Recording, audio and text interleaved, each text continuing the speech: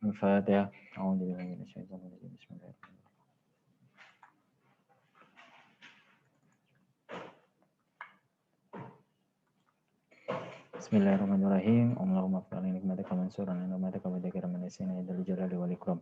Ya, kemarin terakhir kita bahas ini ya, contoh gabungan ketika ada dua atau lebih suatu zat yang berbeda dengan massa jenis yang berbeda itu dicampur.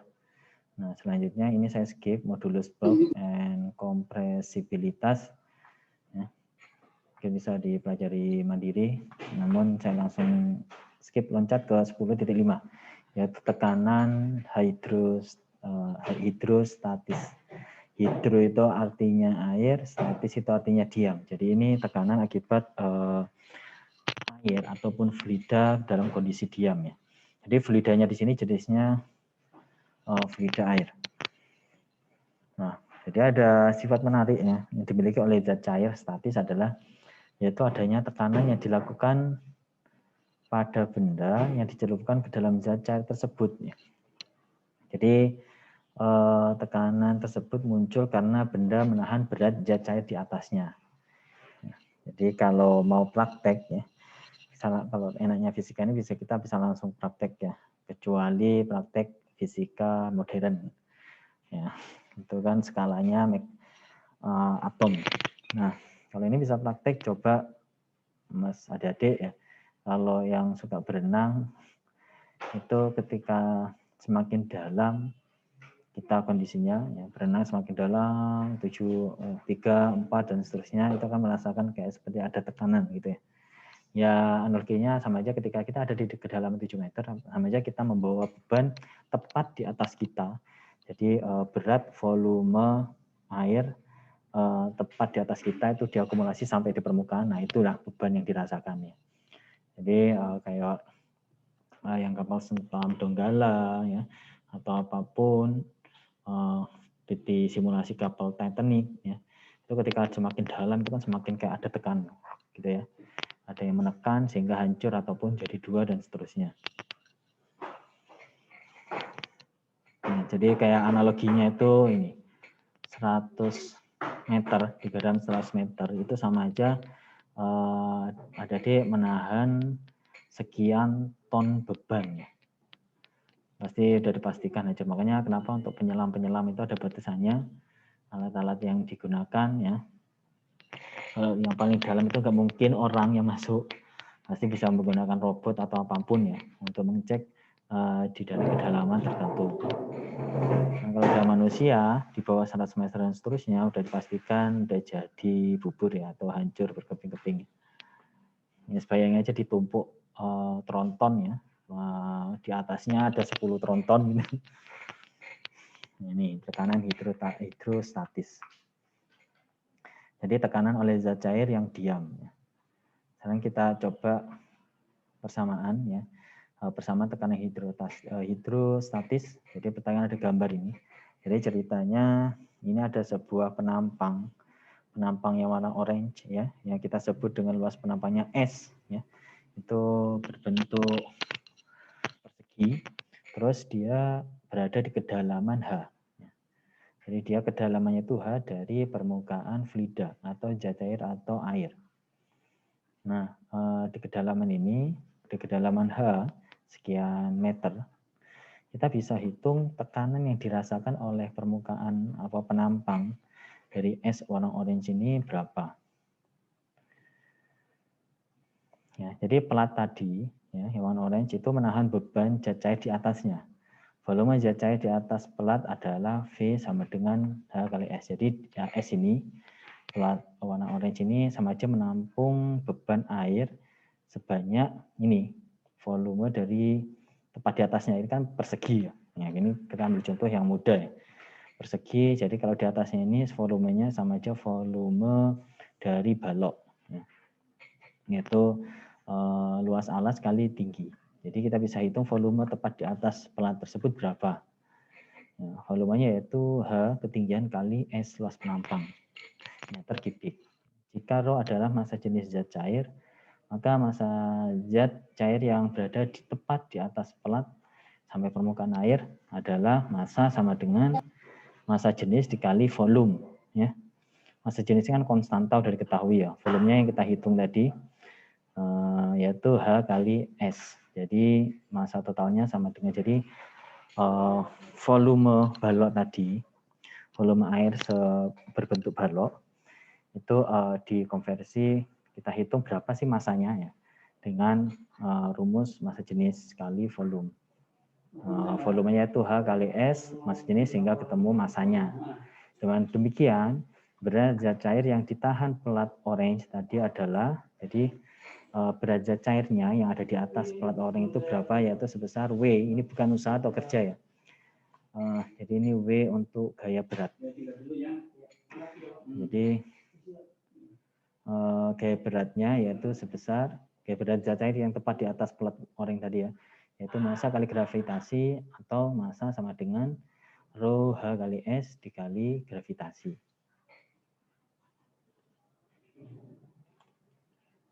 Ya. Jadi ini ya, ntar ini saya share yang warna orange ini. Jadi monggo bisa sambil dicatat ya, ataupun ntar bisa belajar ulang e-book yang sudah saya oret-oret atau saya kasih tanda, ntar saya share ya. Bukunya masih sama. Nah, sehingga kalau kita sudah bisa menghitung gaya berat, sehingga tekanan zat cair yang dialami pelat menjadi P sama dengan gaya berat dibagi luas penampang. Nah, ini kan rumus dasar ya. Tekanan adalah gaya dibagi A.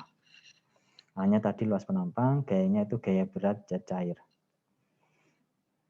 Sehingga kita substitusi persamaan W, yaitu rho H SG, S-nya dicoret, ya, saling meniadakan, tinggal rho dikali ketinggian, H dikali gravitasi. Ya. Inilah adalah persamaan tekanan hidrostatis, di mana P adalah satuan SI yaitu Pascal ya, atau bisa dinotasikan disingkat dengan PA.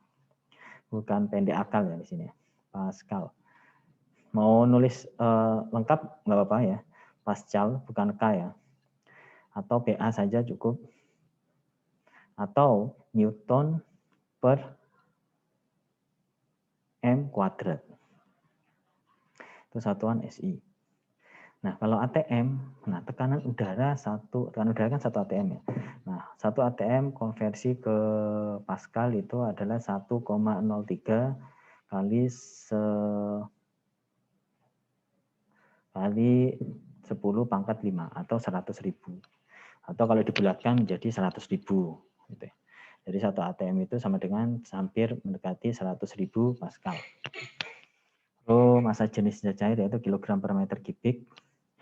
G gravitasi antara 9,8 variasi ya, 9,8 sampai 10.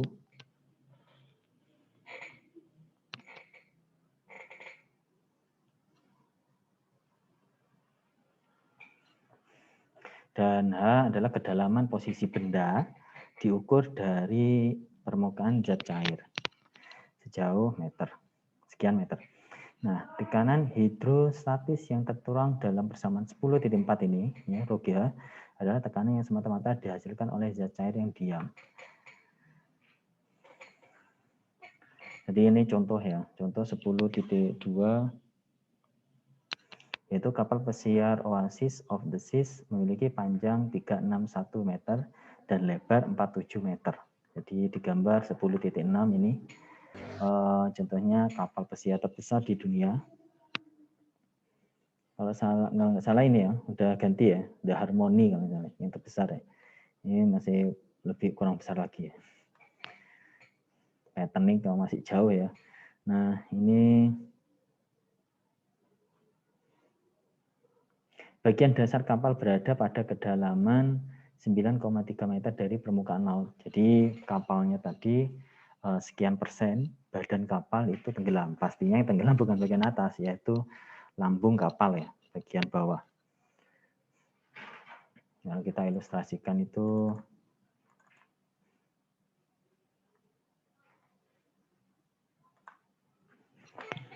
ini kapalnya.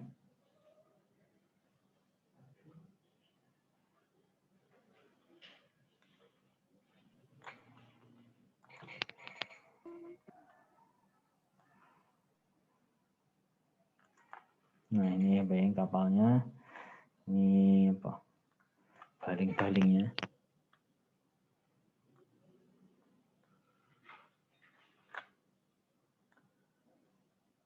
Asumsi baling-baling. Terus ini yang bagian atasnya. Nah, jadi yang tenggelam itu kan sebagian ya.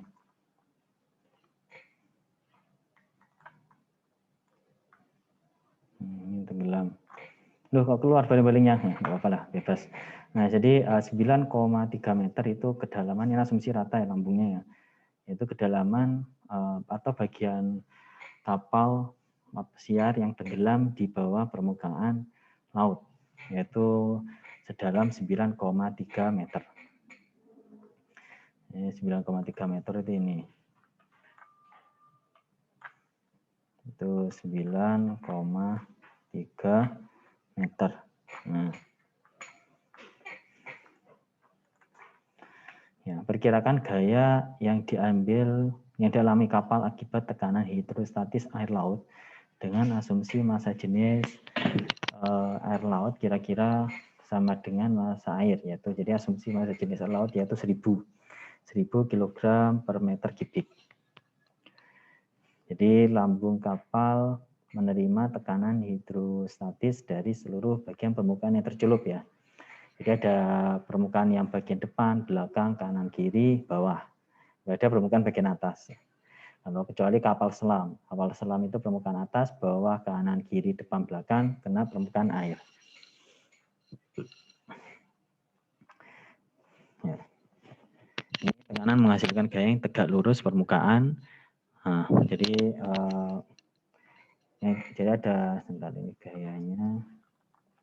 Ini ada gaya ke sini ya.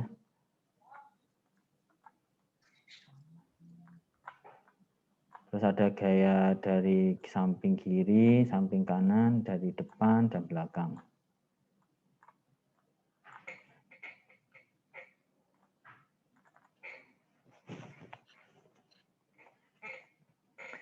Nah, apa gitu? Apa tadi kok keluar itu hewannya?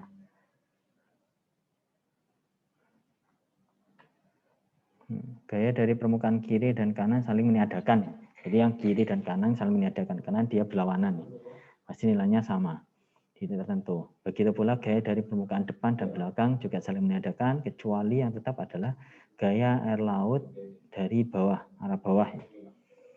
Nah, tekanan hidrostatis di permukaan bawah laut adalah P sama dengan rho GH, yaitu rho massa jenis air laut 1000 asumsinya dikali 10 dikali 9,3, yaitu hasilnya 93.000 Pascal atau Newton per meter kuadrat. Nah, luas permukaan bawah kapal air kira-kira, jadi tekanannya sudah diketahui ya, tekanan dirasakan oleh lambung kapal ya, lambung kapal yaitu sebesar 93.000 Pascal. Terus jadi kita bisa hitung luas penampannya kan diketahui panjang dan lebar. Jadi yaitu 16.967 meter persegi.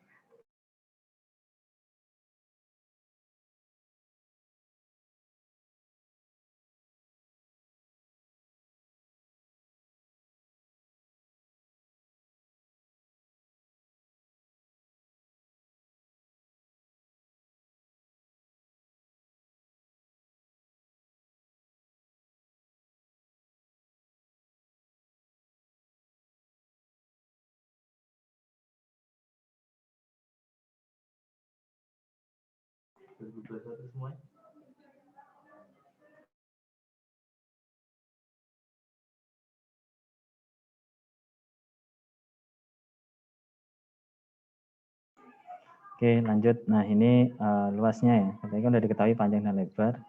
Nah, sehingga kita bisa hitung gaya. Tadi kan tekanannya udah diperoleh dihitung, terus penampang dari lambung kapal sudah dihitung, sehingga gaya yang dialami oleh permukaan bagian bawah kapal pesiar itu sama dengan rumus yang tadi ya.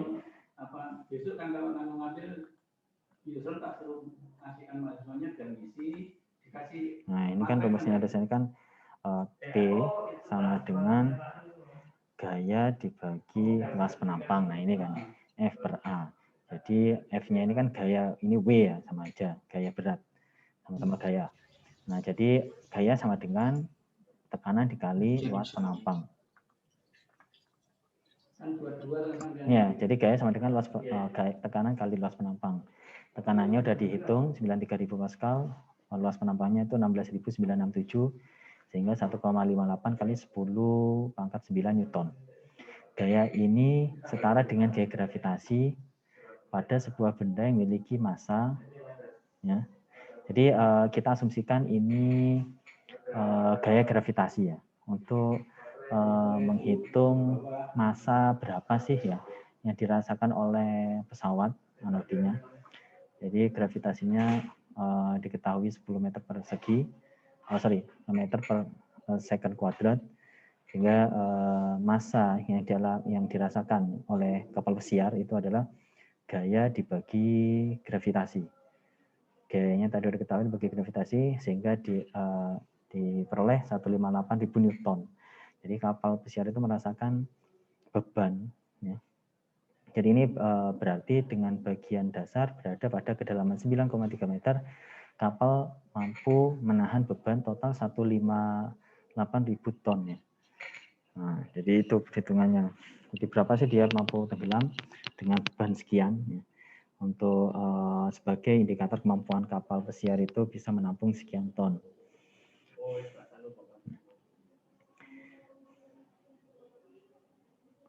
Oke, nah ini saya skip ya. Kalau ini asumsi detailnya itu sebenarnya ketika semakin dalam itu sebenarnya gravitasinya berubah ya. Jadi perhitungannya tidak sederhana seperti yang barusan, namun dengan implementasi integral. Nah ini akan ya dibahas untuk mata kuliah mekanika fluida selanjutnya ya. Jadi ini saya untuk yang fisika dasar 2 ini cukup yang basic. Ini saya langsung skip di ini part. Jadi part-part yang saya bahas itu yang saya blok warna kuning. Nah ini ya, yaitu tekanan total dalam fluida. Jadi kalau tadi kan tekanan yang dirasakan suatu benda yang berada di kedalaman tertentu ya. Nah itu tekanan akibat zat cair yang ada di atasnya. Nah bagaimana sebenarnya ada namanya tekanan total. Tekanan total itu adalah tekanan atmosfer ditambah tekanan hidrostatis.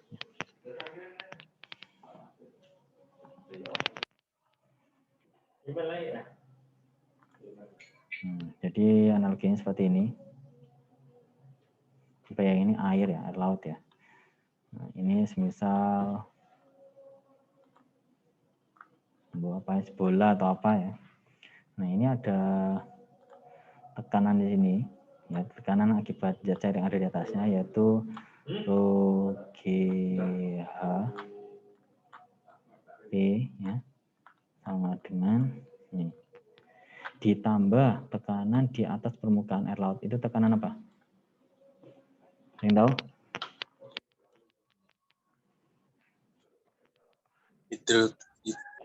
Tekanan apa Mas Heri? Tak kasih poin ya kalau tahu. Hidrostatik mungkin Pak. Kurang tepat. Nah, hidrostatis itu yang air ini yang sudah kita bahas tadi.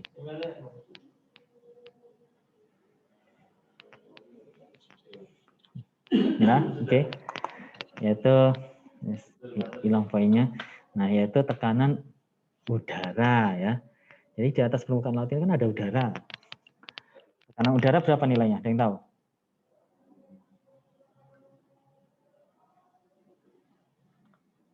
Ini lambangnya 0 ya. Jadi tekanan yang ada yang dimanapun itu pasti di atas. Sekarang ini kita semua ini merasakan tekanan udara. Ya walaupun kecil ada nilainya. Ada yang tahu berapa nilainya? Oke, nilainya adalah 1 atm ya. ATM bukan untuk mengambil uang, namun di sini ATM adalah kepanjangan dari atmosfer. Itu ATM. Nah, jadi tekanan total, ya, total itu sama dengan tekanan udara. Itu 1 atm tadi ditambah tekanan hidrostatis, lambangnya P ya. Jadi jangan bingung ya. P0 ini khusus lambang untuk tekanan udara. Yaitu 1 atm sama aja nilainya.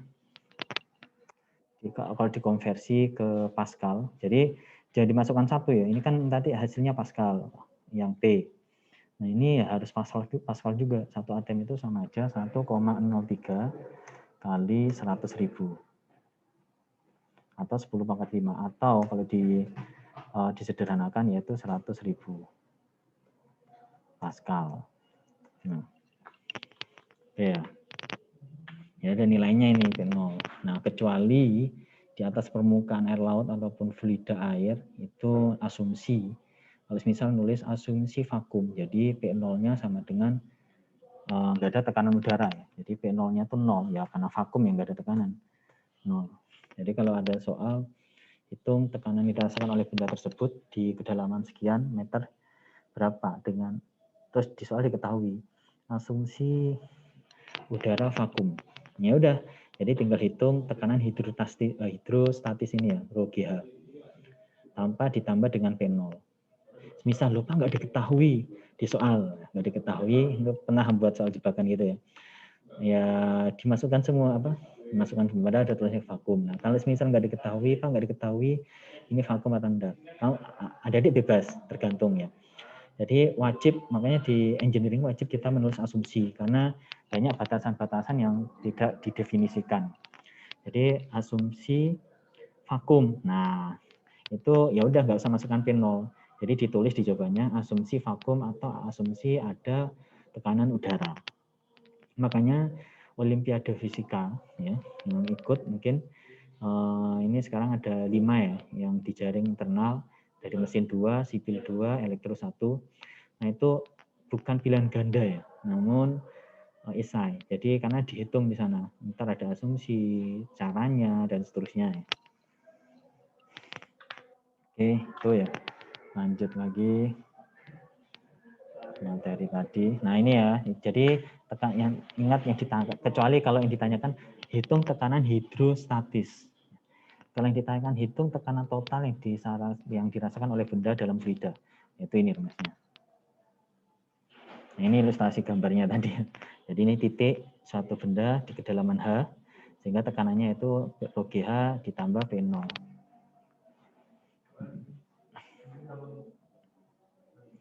Ini contohnya pencarian penumpang pesawat yang jatuh di laut. Jadi ceritanya ada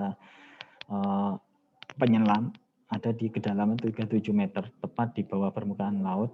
Maaf, tepat di bawah dasar ya, di dalam dasar permukaan laut, di dasar laut ya.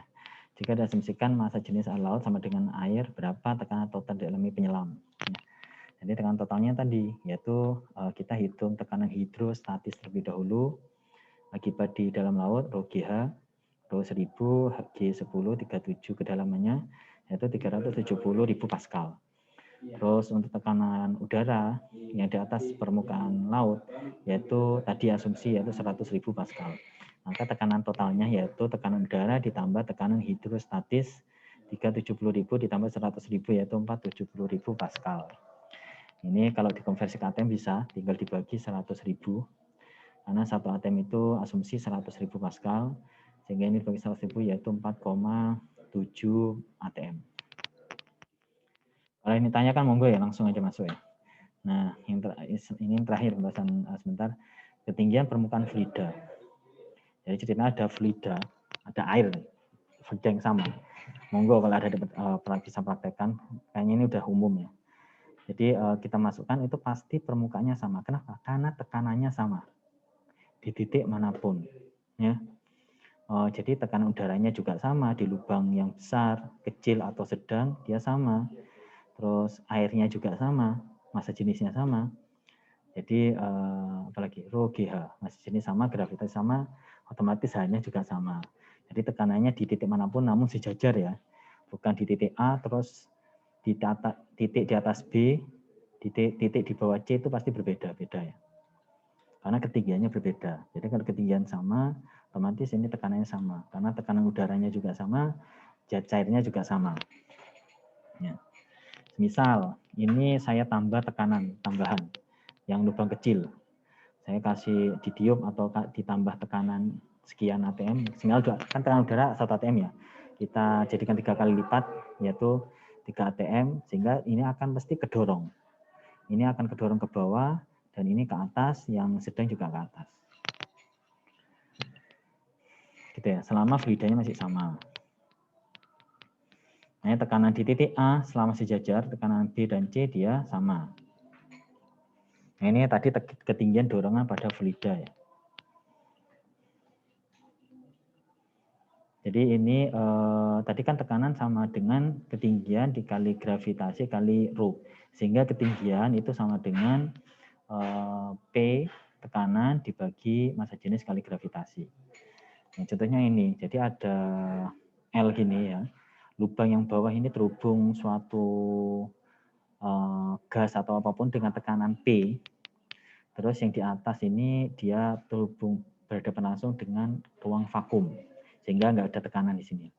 Sehingga dia didorong dengan P sekian, dengan ambil titik tengah di sini sebagai referensi dasar ketinggian, kita bisa menghitung ketinggian H1 sampai permukaan air atau hidro, cairan, fluida. Sehingga kita bisa menghitung tekanan P atau menghitung A1 kalau diketahui nilai P-nya. Nah, jadi H1 sama dengan, tadi kan P sama dengan rho GH.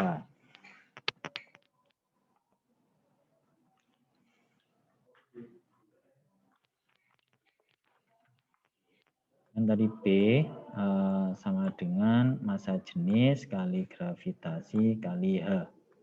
Sehingga H sama dengan tekanan dibagi massa jenis dikali gravitasi. Ya. Ini kalau vakum. Nah, kalau yang nggak vakum, jadi ada tekanan udara, jadi P sama dengan tekanan udara ditambah tekanan hidrostatis, rho GH. Sehingga H, rho GH ya, rho GH itu sama dengan selisih dari tekanan total dikurangi tekanan P dikurangi P0, sehingga H sama dengan selisih tekanan dibagi massa jenis kali gravitasi. Nah ini ya, ini saya tulis juga. P sama dengan P0 plus rho GH2, sehingga P kurangi P0 sama dengan rho GH2, sehingga 2 ini 10, 11.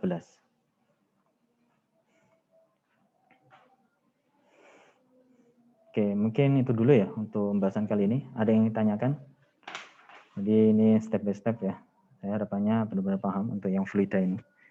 Nanti mata kuliah selanjutnya itu lebih detail lagi. Gimana? Ditanyakan?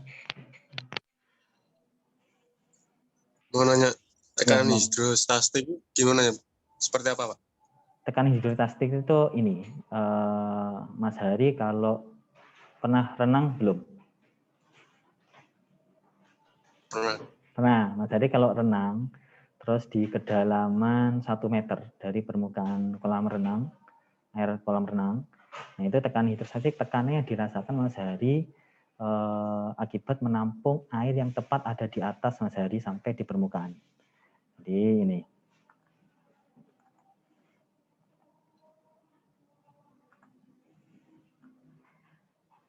Ini misal air kolam renang ya. Terus ini Mas Hari renang. Ini ya, asumsi orang-orangan. Terus kedalamannya 1 meter. Ya, tekanan hidrostatik itu yang ini ya. Nah, ini tekanan hidrostatis. Rho kali gravitasi kali H. Jadi tekanannya, jadi analoginya sama aja. Tekanan akibat dari volume air yang tepat ada di atas Mas Hari. Ini tekanan hidrostatik. Terus di atas permukaan ini tergantung asumsi. Kalau asumsi normal, jadi ada namanya tekanan udara. dinotasi sebagai P0. Sehingga tekanan totalnya yaitu P0 ditambah tekanan hidrostatis. Gitu Mas Adi, gimana? Jawab ya. Jadi besok ya, minggu depan akan kita bahas lagi untuk contoh-contoh ini. Jadi ini bahasa apa? Penjelasan sederhananya seperti ini. Jadi kayak yang tadi ya, yang gambar itu.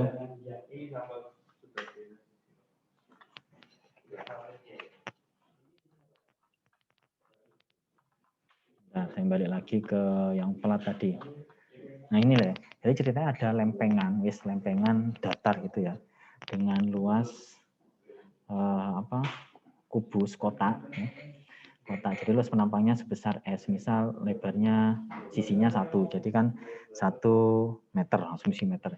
Jadi 1 meter persegi. Nah, jadi getaran hidrostatis tekanan yang dirasakan oleh fluida yang tepat di atas lempengan oranye ini ya. Nah, ini kemudian bentuknya kan kotak. Jadi logikanya volumenya itu bentuk balok. Ya, jadi bentuknya belum ada gambarnya, Pak. Oh, sorry, maaf. Jadi ini ya. Masih di Oke, ini loh Bali ini. Jadi tadi kan analoginya orang ya, Mas Hadi berenang. Nah, kalau ini analoginya lempeng tadi. Jadi lempengan dengan kotak, berbentuk kotak. Terus itu tekanan hidrostatis yaitu tekanan yang dirasakan oleh lempengan akibat fluida atau air atau zat cair yang tepat ada di atas lempengan ini. Jadi di atas lempengan ini kan fluidanya berbentuk bisa diwakili oleh bentuk volume balok ya, balok berdiri.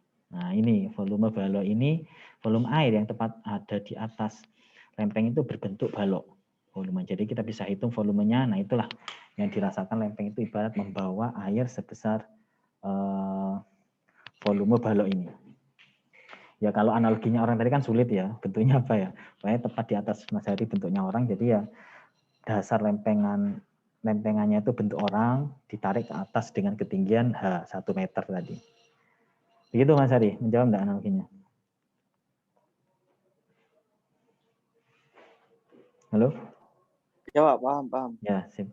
Oke, kalau gitu saya cukupkan sekian dulu ya. Monggo bisa dipelajari lagi. Tapi saya share bukunya yang sudah saya coret-coret. Dan yang blok kuning itu petanda yang kita bahas, yang akan keluar juga di ujian. Karena nggak semua akan saya bahas di sini. Baik, kita tutup dengan doa kafaratul majelis dan surat al-asri bersama-sama. Saya ingat sebelum berdoa, jangan lupa presensi ya. Ada di grup deskripsi seperti biasa. Ya, Baik, Pak. doa dimulai. Bismillahirrahmanirrahim. Subhanakallahumma wa bihamdika asyhadu an la ilaha illa anta astaghfiruka wa atubu ilaik. Bismillahirrahmanirrahim. Wala suri innal insana lafi khusrin illa alladziina amanu wa amilus solihati wa tawassaw bil haqqi wa tawassaw bis sabr. Dari saya kami mohon maaf dan ketemu kembali di pertemuan selanjutnya. Wassalamualaikum warahmatullahi wabarakatuh. Waalaikumsalam.